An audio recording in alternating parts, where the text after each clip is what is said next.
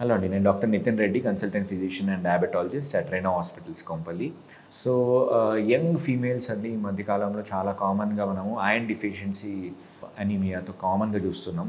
తక్కువ వచ్చి వస్తున్నారు చాలా కామన్‌గా.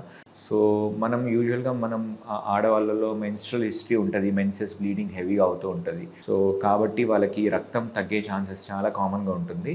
సో, మనకి రక్తం పెంచడానికి కోసం ఐరన్ అనేది ఒక విటమిన్ అండి. చాలా ఇంపార్టెంటు. ఎందుకంటే మన హిమోగ్లోబిన్ పెరగాలంటే అయాన్‌నే ఎక్కువ ఉండాలి. అయాన్‌తోనే పెరుగుతుంది. రక్తం తక్కువ ఉన్న వాళ్ళకి ఫస్ట్ మనం ఎగ్జామిన్ చేస్తాము. ఎలాంటి సింప్టమ్స్‌తో వస్తారంటే నీరసంగా ఉందంటారు.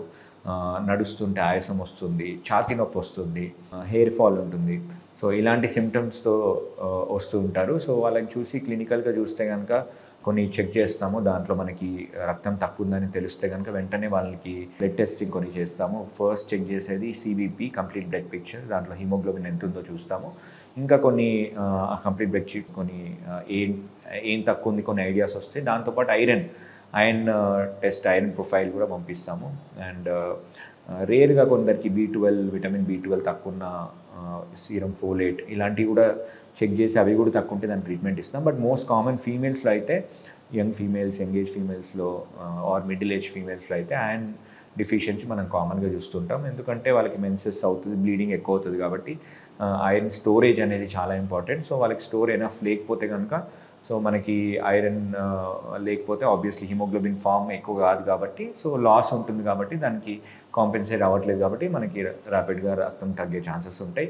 సో, వాళ్ళకి యూజువల్‌గా మనము రక్తం ఎంత తక్కువ ఉంది చూస్తాము. చూసి ఐరన్ ఎంత తక్కువ ఉంది చూసి ఒకవేళ వాళ్ళకి దమ్ము, ఆయాసము, కాలు వాపులు, ఛాతీ నొప్పి ఇలాంటి ఏం సింప్టమ్స్ లేకపోతే మనం బ్లడ్ ఎక్కియకుండా కూడా ఐరన్ ఇంజెక్షన్స్ ఇచ్చి మనం ట్రీట్ చేస్తాము.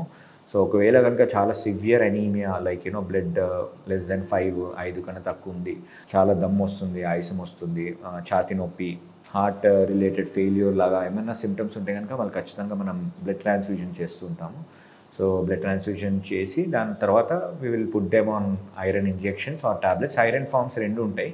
మనకి ఐరన్ టాబ్లెట్స్ ఫార్మ్స్‌లో ఉంటాయి అండ్ ఐరన్ ఇంజెక్షన్స్ ఉంటాయి. 2 ఉంటాయండి. సో, డిపెండింగ్ ఆన్ ఎంత తక్కువ ఉంది ఐరన్ దాన్ని బట్టి మనం ఇంజెక్షన్సా, టాబ్లెట్సా చేస్తాము. సో, కొందరికి ఏంటంటే ఐరన్ టాబ్లెట్స్‌తో కొందరికి కడుపు నొప్పిలు, వామిటింగ్స్, సో సివియర్ గ్యాస్ట్రైటిస్ ఇలాంటివి కామన్‌గా చూస్తూ ఉంటాం. అలా వచ్చినప్పుడు వాళ్ళకి మనం ఐరన్ ఇంజెక్షన్స్ పెట్టేసి ఫ్యూ డేస్ ఇంజెక్షన్స్ పెట్టి దాని తర్వాత మెయింటెనెన్స్‌లో తర్వాత ఫాలోఅప్ చేస్తాం.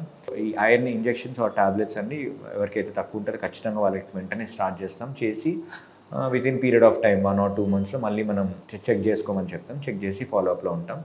సో, యూజువల్‌గా మనకి 1-2 మంత్స్‌లో మంచి రిజల్ట్స్ ఉంటాయి iron injections or tablets. So, ఇలాంటి సింప్టమ్స్‌లో ఏమున్నా కూడా మనము రక్తం తక్కువ ఉంటే మనం టెస్ట్ చేసి వెంటనే ట్రీట్ చేస్తామండి. ఇంకా ఈ ఐరన్ మన డైట్ కూడా చాలా ఇంపార్టెంట్. ఇలాంటి సింప్టమ్స్ ఉన్న వాళ్ళకి ఐరన్ డైట్ వచ్చేసి ఐరన్ దేంట్లో ఉంటుంది? మనకి నాన్ వెజ్ సోర్సెస్‌లో అయితే మీట్ కానీ ఎగ్, సో దీంట్లో చాలా ఎక్కువ ఉంటుంది. లివర్‌లో కూడా చాలా ఎక్కువ